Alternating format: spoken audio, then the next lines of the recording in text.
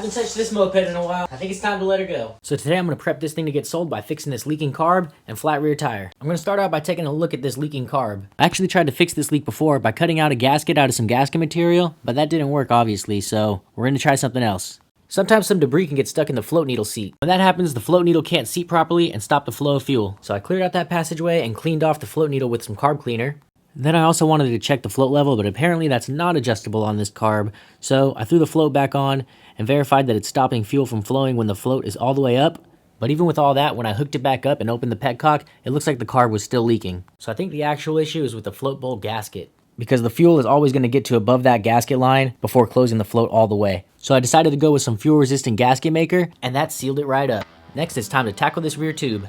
And mopeds are basically just like bicycles, so changing this out is pretty simple. It's just like a bike tire. I do like to heat it up with a heat gun a little bit, especially on a cold day, because it makes the rubber a little bit easier to work with. Also hit it with some glass cleaner so that my tire irons slide in a lot easier.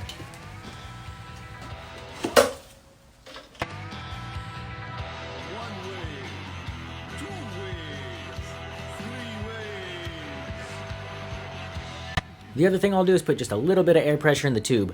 That helps the tube keeps its shape, which makes it a lot easier to push it into the tire. And definitely don't forget to lube up the tube and the tire thoroughly to help prevent you from pinching your brand new tube when you're installing it.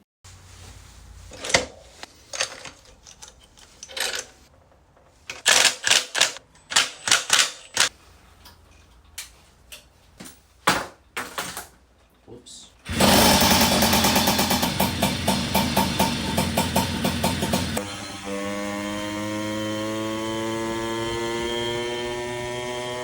Alright, we got all those issues taken care of, and now I think this thing is ready for someone to pick it up. I'm sad to see this thing go, but I can't hold on to all the mopeds.